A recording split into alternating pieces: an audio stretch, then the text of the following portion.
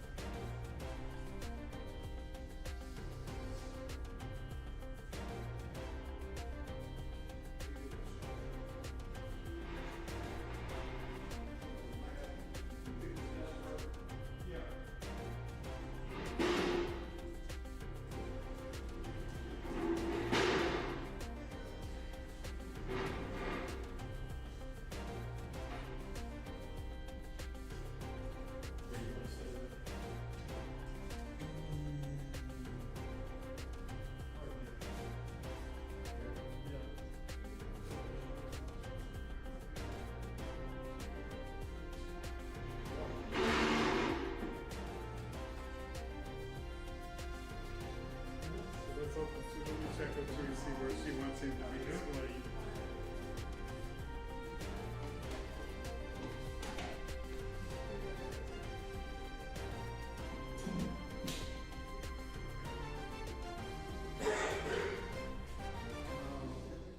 I got a laptop. That's going to be the laptop instead of which one? Keeping you safer sooner. CBS 2 First Alert Weather.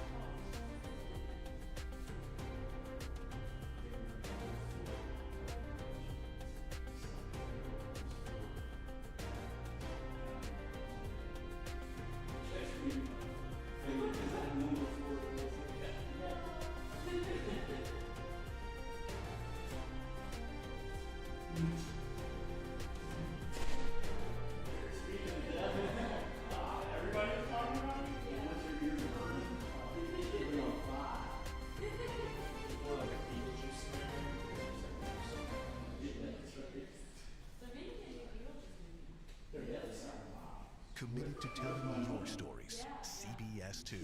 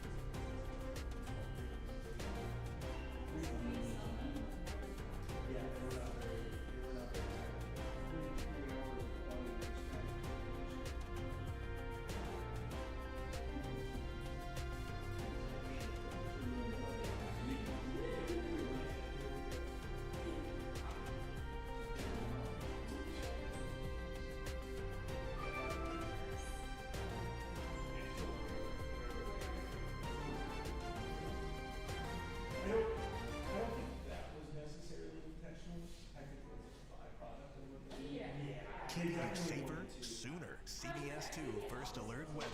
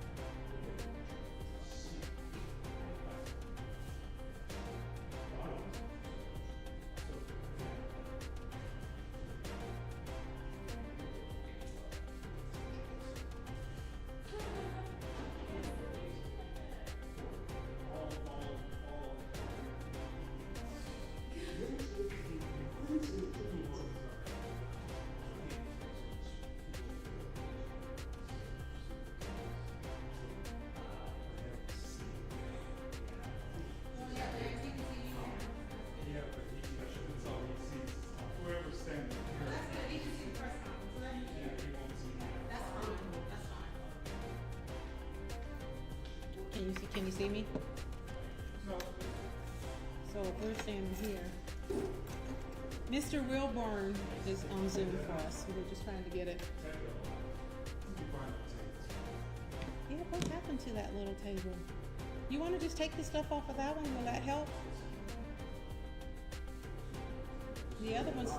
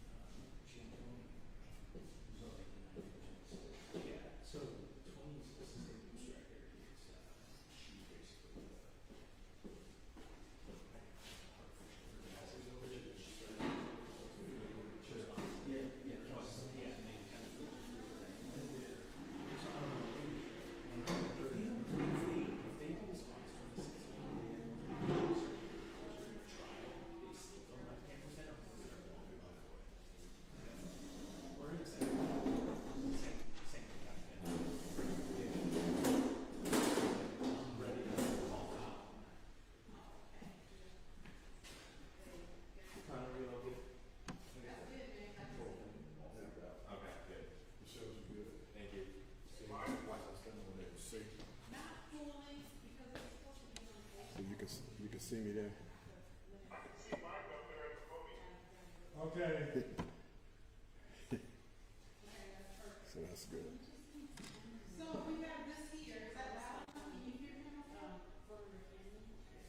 James, say something. Yeah, he just spoke. Okay. Can you hear all the voices in the background? Yes, I can hear you. How you doing, James? I'm good, Mike. You want to see if the Bluetooth is on there, James? Tie it here, will it never let you go there? If you think it's fine, we're good. Yeah, we'll see. Okay. Well, no, you can always. No, Well, let's see if scratch it's off. Bluetooth. Because Because if we had, he wants to hear what's going on. absolutely, Yeah, he wants to so- probably say Yeah, something. that's probably, Okay, yeah. okay, okay, cool. Let me tell him we're ready, and then just ask me again, so we're all set up.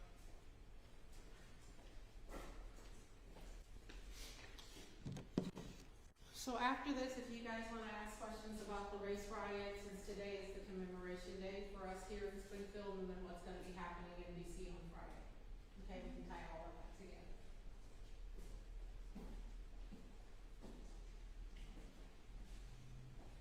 Mark, can you take my Pepsi can out?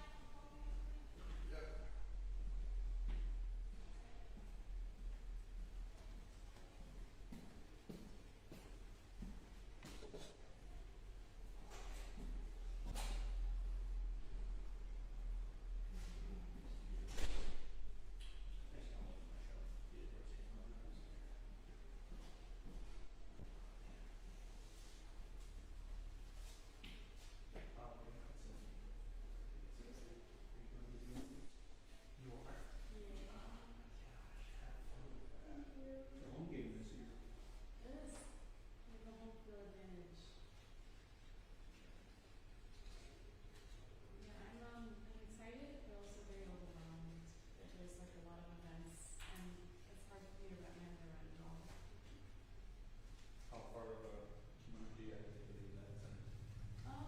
Well, so I'm staying in an Airbnb with Alex Okay. in Bucktown, Yeah. so it's like right off the main line, so we'll just like take that straight down. And then, I'm not sure about like in the evening when it's like 2 in the morning, but yeah, we'll figure it out. Maybe it'll be a place like nearby that we can walk to just kind of crash for a few hours, cause it is also one of those things where like, we'll have to get early for breakfast. Could we talk to Durkin and Next up is Jamie? it's barely like a small sleep and does jam down. No, I've heard, yeah. I can't believe they had a hard time. Yeah, because- They said why they weren't attending me, but this is the Springfield school. Well, yeah, Before and we're actually, there, it's, sure, yeah. like, get I told him like we're not gonna, we don't have to, I think it's a money thing. It is a money thing. But at the same time, like, I was fully prepared to just absolutely like. Well, that's what Brendan did. So Brendan, is this What is like, it? he just told his boss, like, you know, I actually stay up there, so I'll just stay with them. Yeah. And then I'll cover the transportation expenses too, so you don't have to go pay for I it. offered to cover everything. Oh, so that they it was like, yeah, basically, he did also, yeah. Yeah, and it's, Well, yeah, and, he was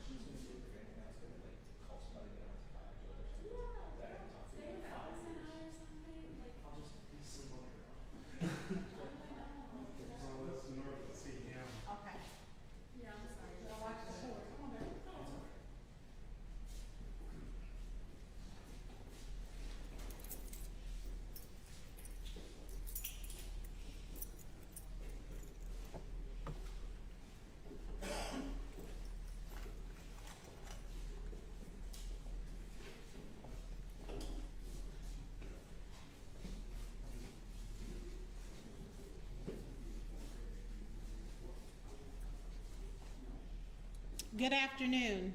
Thank you all so much for being here. My name is Teresa Haley with Haley & Associates and Visions 1908. We are here today to simply provide some updates to you and to talk about the 1908 race riot. Today is the commemoration 116 years later. What's happening in Sangamon County? What's happening in Springfield? As you know, Springfield was the place that led to the start of the NAACP as we know it today because of that race riot. But at this time, I'd like to bring up Attorney Ben Crump to provide us with some updates. Attorney Crump. Yes, thank you, Ms. Haley. I want to make sure Mr. Wilburn could be seen here.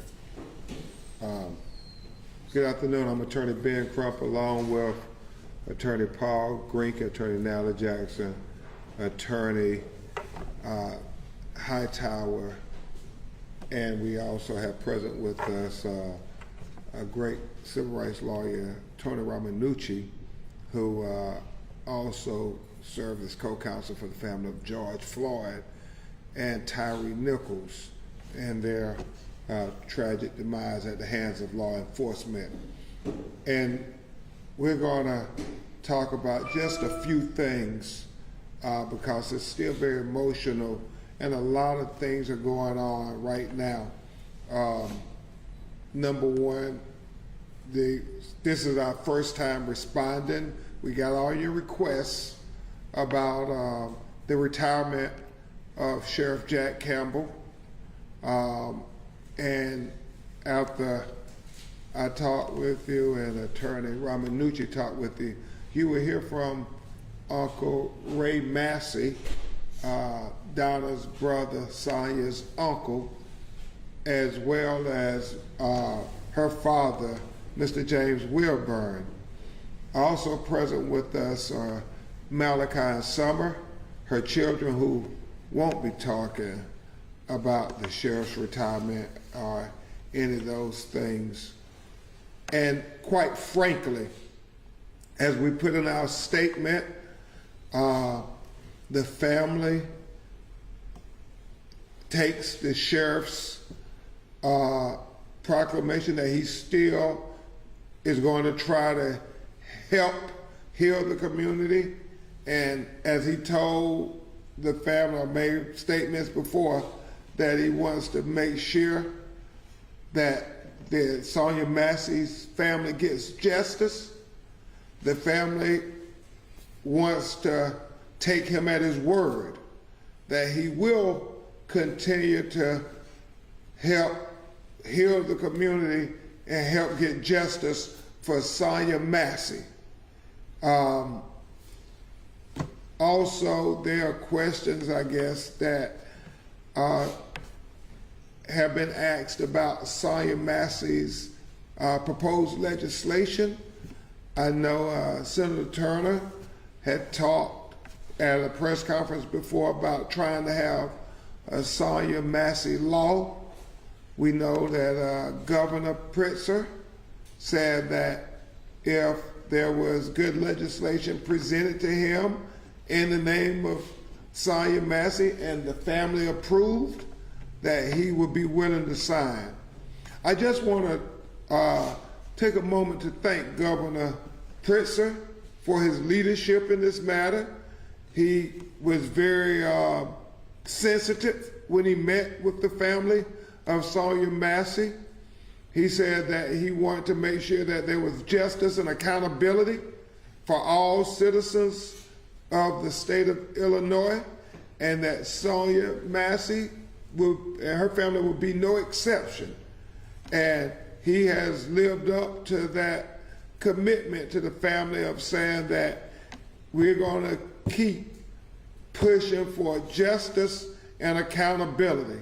So we thank you, Governor Pritzker, and Lieutenant Governor, for demonstrating very effective leadership in the wake of this crisis. At this time, that legislation, what we talk about is something that's going to be important, because it will not just affect Sonya Massey's family, but it will affect all the citizens.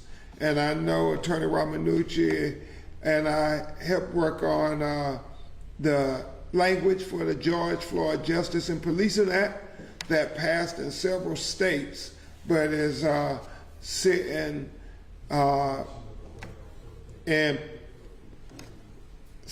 in purgatory up at the United States Congress while we continue to see innocent American citizens killed unjustly. But that doesn't mean that we don't continue to make sure that we get progress at any step we can. So we're going to try to do that again in the name of Sonya Massey, and that hopefully will occur here in the state of Illinois, and hopefully it could go to the United States Congress and be integrated into the George Floyd Justice and Policing Act.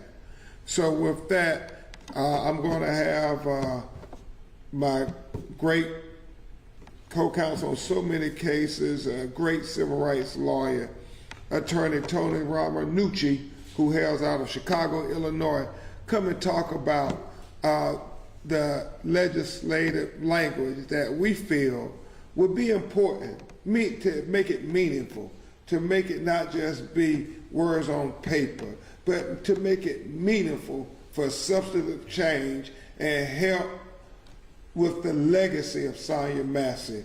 So I give you Attorney Tony Romanucci. Can you spell Ramanucci? I will. I'll introduce myself. Full name is Antonio, A-N-T-O-N-I-O, Romanucci, R-O-M-A-N-U-C-C-I. And thank you, members of the press, and of course the Massey family, for your strength and courage in being here. And as Ben said, my dear friend and co-counsel on so many cases, what we've been doing is fighting a fight, an uphill battle for years. And it's shameful to say that Ben and I and other people around the country have not been successful in getting nationwide legislation passed that can save lives. So we're here today to say enough is enough, and we've been saying that, but now we have to stop the buck. And if we have to start with Illinois, we will start with Illinois. But as background, Illinois took some considerable steps a couple years ago when it passed the Safety Act. It's one of the most comprehensive police reform bills that was passed by a state in the country, and that was done by the great efforts, as Ben mentioned, by Governor Pritzker, our Senator Harmon, House Representative Chris Welch, and all the other members of the House and Senate that supported the Safety Act. And as we know, it got rid of cash bail, which, as we now see the effects of it, has been very successful. But what do we now know about the Safety Act? It needs a little bit of help. It needs work. And here's why. Sean Grayson was a ticking time bomb.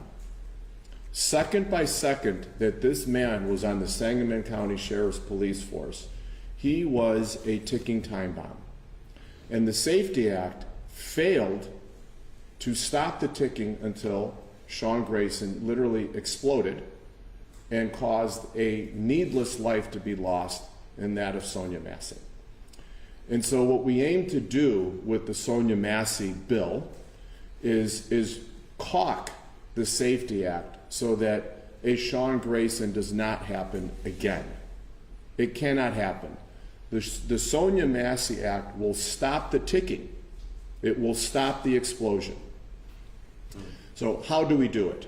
There are several ways in which we can fix the Safety Act so it doesn't happen again.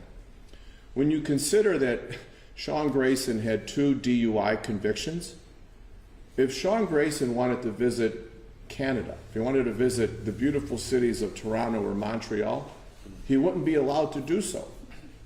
He couldn't cross the border, but he was able to work as a deputy sheriff in Sangamon County. You think about that.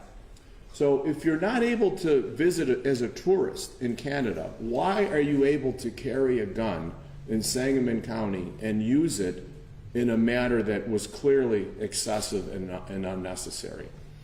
So we aim to do several things. Generally speaking, is we want a national database, one that Illinois can tap into, so that not only are convictions, right? The Safety Act requires a database for felony convictions and serious misdemeanors. We want it to be much more comprehensive than that. We want it to include infractions such as DUIs. We want it to include infractions as driving 101 miles per hour during a police chase. We want it to include if you use excessive force or unnecessary profane language on a citizen. We want to stop anything. We want to stop any police officer who does not deserve to wear the uniform or the badge, and certainly carry anything that's close to a deadly weapon. That's one way. The second way is we want to create a waiting period, some quiet time in between going from job to job, in order that we make it a requirement that a thorough and comprehensive background check is completed.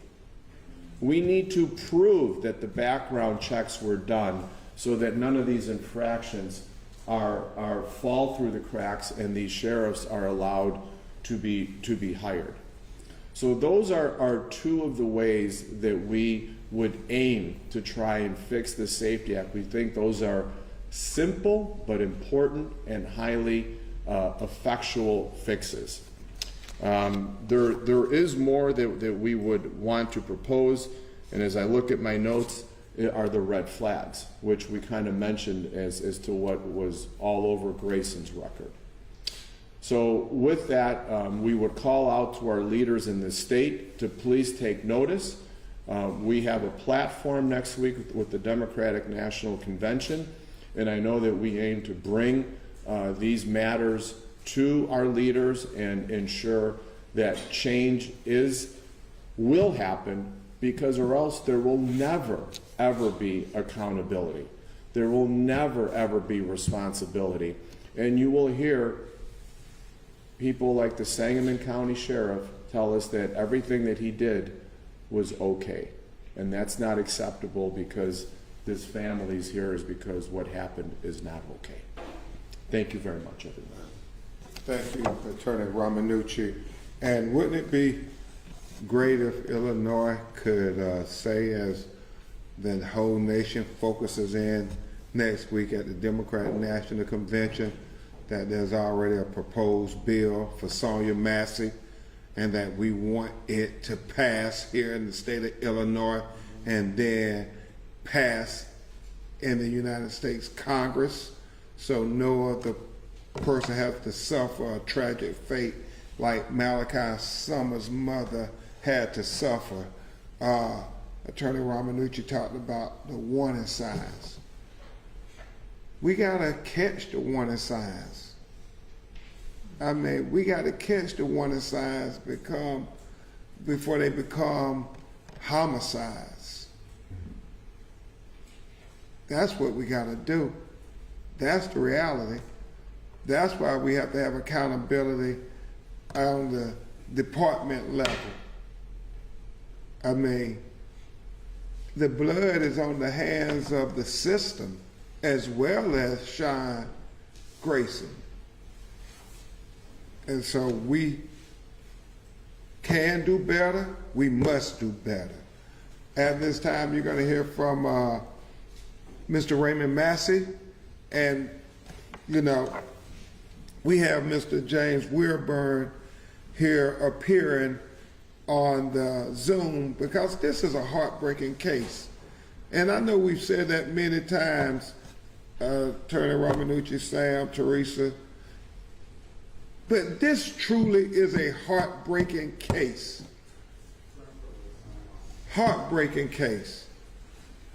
Because Mr. Weirburn, Sonya's father, who had a quadruple bypass surgery on his heart in 2022, had every intention of being here today, had every intention of being at the county commission meeting last night, had put in to be able to speak. But his doctors told him with the stress that he has diagnosed him as being under because of what happened with his daughter Sonya, that he said his heart is too weak.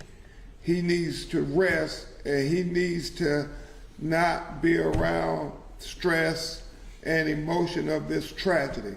So because of this heartbreaking matter, he's going to appear by Zoom today here at this press conference. But right now, we have Mr. Raymond Massey who will make some brief remarks to you, and then we'll have Mr.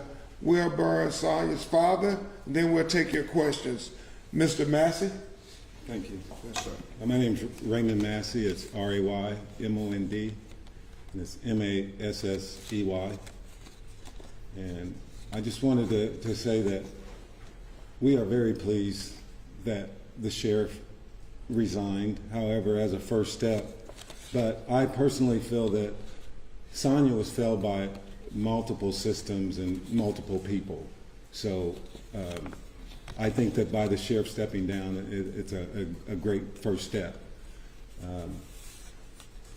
Our family is going through a lot right now, and I just wanted everyone to know to continue to keep our family in your thoughts and prayers. There's also a lot of people working with us, not only the world support, but we also, I want to take a moment to thank Governor Pritzker for what he's done. Also, the whole team, NAACP, ACLU, Ben Crump's team, which has been amazing. And we want justice. The sheriff did commit to, helping us. I would like to know what justice looks like for him. We are going to hold him accountable since he made that statement to the family, because we're going through a hard time right now. So, Thank you. Thank you very much, Mr. Massey. The final person you'll hear from before we take your questions will be Mr. Wilburn, and he's here. Can you hear us, Mr. Wilburn? I can hear you. Okay. We can hear you just fine. Please make your statement, Mr. Wilburn, whatever is on your heart. Bluetooth disconnected. Our family is truly hurt by the conditions that were caused by the systematic dangers and red flags that were accountable to Sean Grayson. I was the very first one to call for the resignation of the sheriff of Sangamon County, Jack Campbell. I'm glad that he has been man enough to follow on the sword as he should have. The buck should stop with him. He hired the folks to do this background investigation, which was woefully inadequate. This man should have never carried a bag and a gun in any county, not only Sangamon County. There is a systematic problem with how background investigations are done there.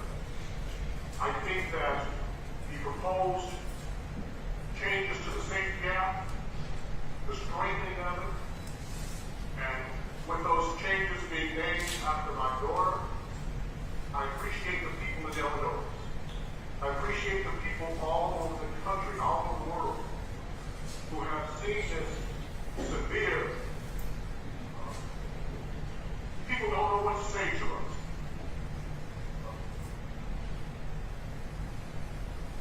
My heart is truly broken. I had every intention of being there in person with you. But because I have congestive heart failure, the doctor didn't think I should be around the continued stress. But yet the stress is here. joyful that the sheriff did resign. As I call for it, my daughter's homegoing service. We need to see complete justice here. We don't want to fall on that God of justice, where he was shot 17 times in the back, and the sheriff only got a little over 3 years in prison. We need to see a complete change of the system that allowed John Grayson to kill my daughter. Amen. We need to start in the state of Illinois, and I think that the passing of the George Floyd Justice and Policing Act on the national level can do a whole lot to correct the situation that allowed this. I want to thank Attorney Ben Crump for taking this case. I want to thank all of his staff. I want to thank the Sangamon County Prosecutor. John, the state's attorney, John Gilhart. I want to thank Mary Beth. I want to thank the lead investigators, the captain, people in my hometown here, my hometown, my sheriff, my cousin who's a police chief, all of them, all of my friends who are in law enforcement and have retired in law enforcement, say that this shooting was wholly unjustifiable, unimaginable. There's no justification.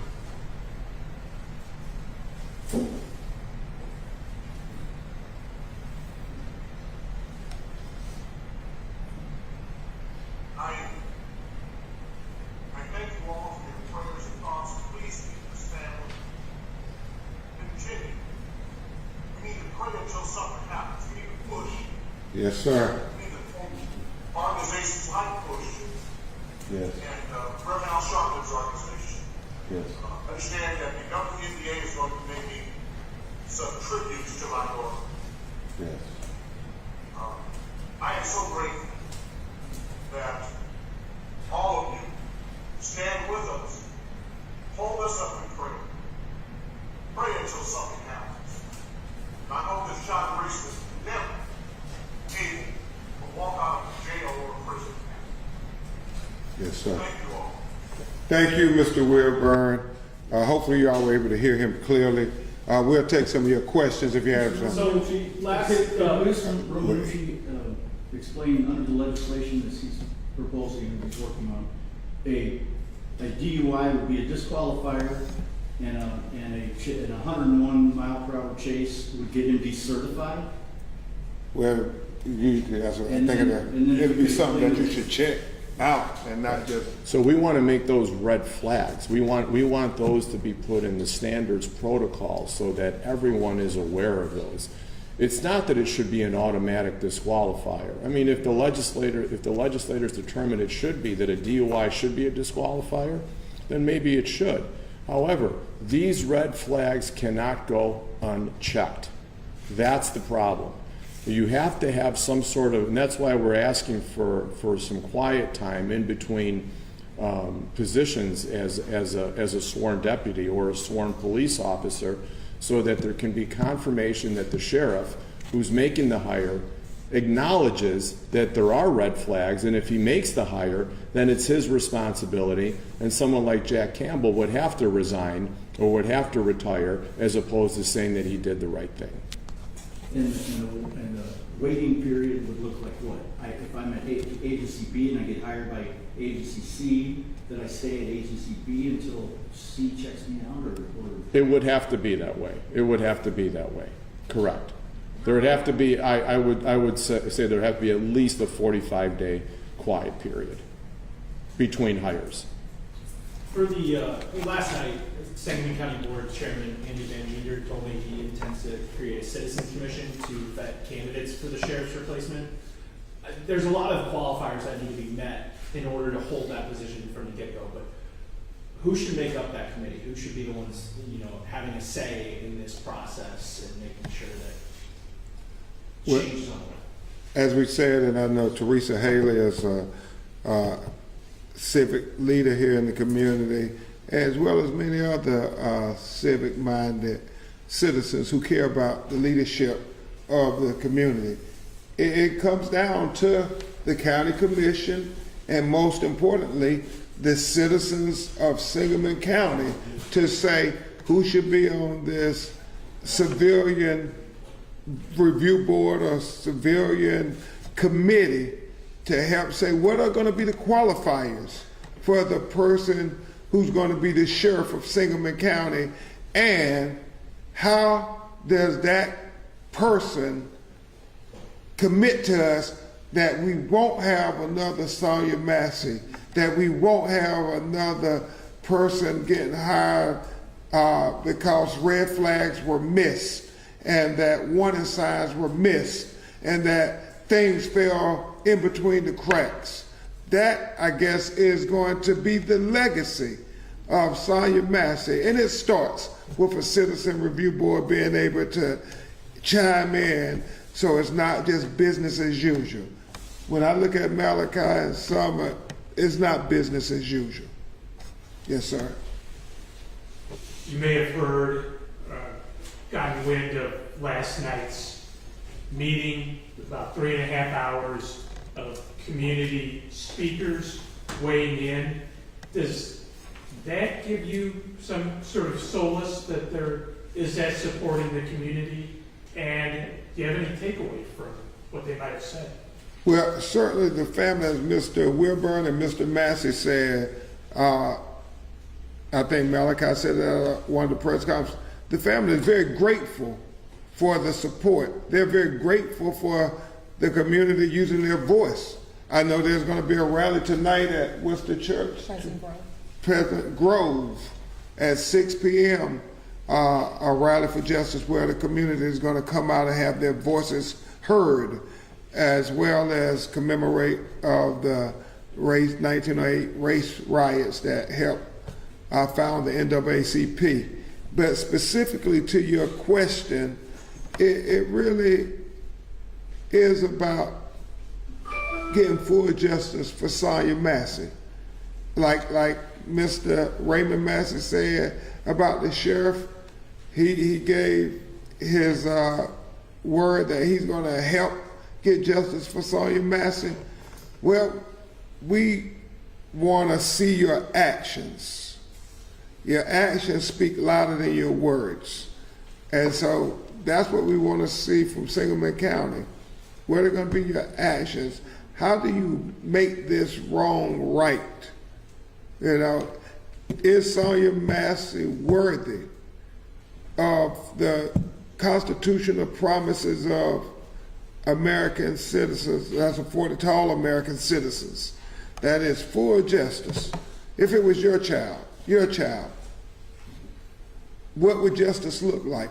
Well, that's the same thing Sonya Massey family wants. That's what the clarion call is to Sangamon County citizens and those who stand up for right. Yes, ma'am. I have a few questions about the legislation. So with these infractions like DUIs and like high-speed chases, would they be reported to the database by the law enforcement agency, like the employer? Yes, they would be reported by the law enforcement agency, as we feel like all citizen complaints, administrative complaints, should be reported to the standardized database. Because if you don't have full knowledge about who you're hiring, then you don't know what you're getting. And that's what happened supposedly with Sean Grayson. Whether or not there was anything that helped him get his job other than his qualifications, well, we don't know, right? I think that would come out later on potentially. But I think if you're going to hire someone who constitutionally has the power to use deadly force on a tax-paying citizen, then they need to know everything about that police officer before he's hired, not after. Do you find that could potentially create some issues, like you know, like historically, like employers, police chiefs, and sheriffs, you know, they aren't really as keen on reporting, you know, on their That's the devices. problem. So. Well, Ben just said it. That's the problem we need to fix. There has to be mandatory reporting, or else this can keep happening. I mean, it's an issue, it's a problem. Illinois has been a great leader in reforms and progressive issues, such as ensuring constitutional and good policing. It should continue that leadership by fixing this hole in the Safety Act. It took some time, and unfortunately, it took a precious life to learn. But that's how we do it.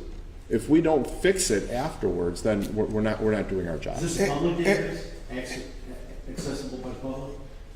I don't know that I can say that right now. I don't know. I would assume that it probably cannot be, because there's a lot of collective bargaining issues that go into those issues. So I can't comment on that. But as Attorney Ramanucci and I have seen with Tyree Nichols, you have officers leave one law enforcement agency, they have allegations of excessive force, and then they get hired by the next one. People die, and everybody say, oh, why didn't you all check before? Why didn't you know that he had been accused of brutal excessive force on an inmate prior to this? Well, nobody told us. There was no requirement that somebody had to report it.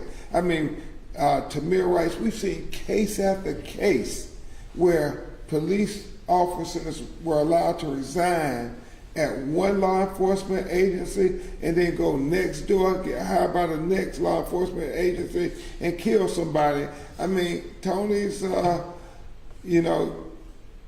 metaphor of ticking time bomb is real. It's only a matter of time before they end up killing or, crucially harming some citizen who had a right to make law enforcement do their job. Law enforcement report on everybody else when they're accused of stuff. But it doesn't work when it's internally. You don't report on it. What kind of sense does that make? Are you working with any state lawmakers right now, like Senator Turner or? Well, I know we're going to share with Senator Turner. Senator Turner has been great in her leadership, saying that she's going to try to work to remedy what happened here so it doesn't happen anywhere else in the state of Illinois.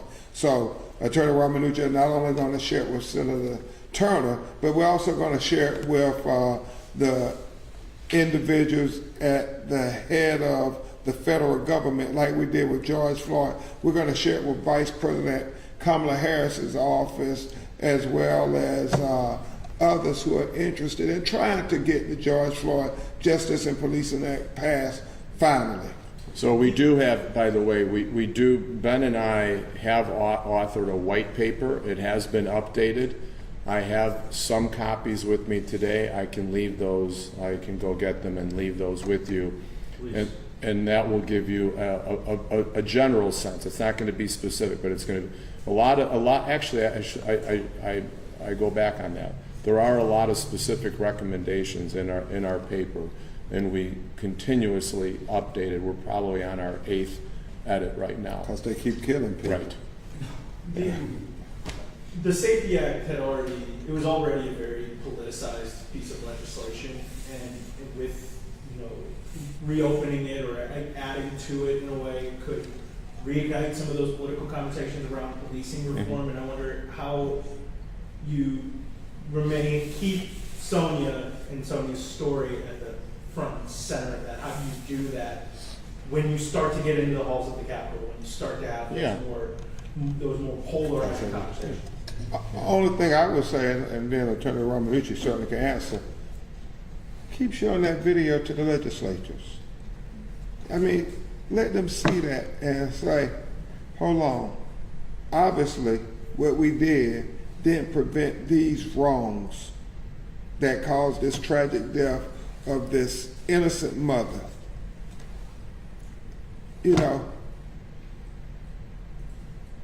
Sometimes we forget that the law is supposed to prevent things like Sonya Massey from happening. And when it fails to prevent that, then we have to do everything in our power to say never again. I'm sorry, Tony, you get emotional. No? Thank you. And I think that's a very fair question, because you know that up to the point where the safety bill was signed by Governor Pritzker, it was a Chicken Little world where the sky was going to fall as soon as this bill was going to be passed. And we've seen that hasn't happened. Right? In fact, I think the opposite has happened. We've seen crime in a lot of jurisdictions across Illinois actually go down. In my home county of Cook, a lot of the violent crime has gone down because of the no cash bail.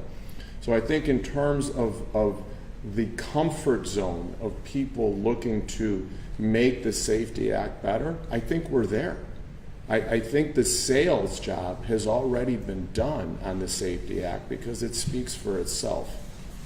What's your agenda for the DNC, and do you have plans to meet with nominees Harris or Waltz? Well, obviously, Vice President Harris has talked to the family at great length about it. I do understand that they're going to renew their cause for the George Floyd Justice Policing Act to be passed, and I fully expect Vice President Kamala Harris will say her name, Sonya Massey, during the Democratic National Convention. Are there any other questions? At the county board meeting last night, multiple people mentioned that there was not enough oversight for the sheriff, for sheriff deputies, as, you know, obviously local county board officials don't have the power to kick an elected person out of office. Do you think this is part of the problem, is that we're giving law enforcement officers too much power and not having enough checks and balances against their actions? Well, I do believe that's what the George Floyd Justice and Policing Act is trying to have instituted, accountability on every level. I think you have some great county commissioners who are raising the right questions to say, we don't want anybody else innocent blood on our hands while we were on our watch. And so we thank people like Sam and other county officials who have reached out to the family and say, we are so sorry that this happened, and we're going to do everything in our power to make sure it doesn't happen again. It's always about accountability, always. If there are no other questions, we will see you all tonight. We probably have some updates about this very issue tonight because we have some important meetings to go to now with the family. Thank you. Thank you.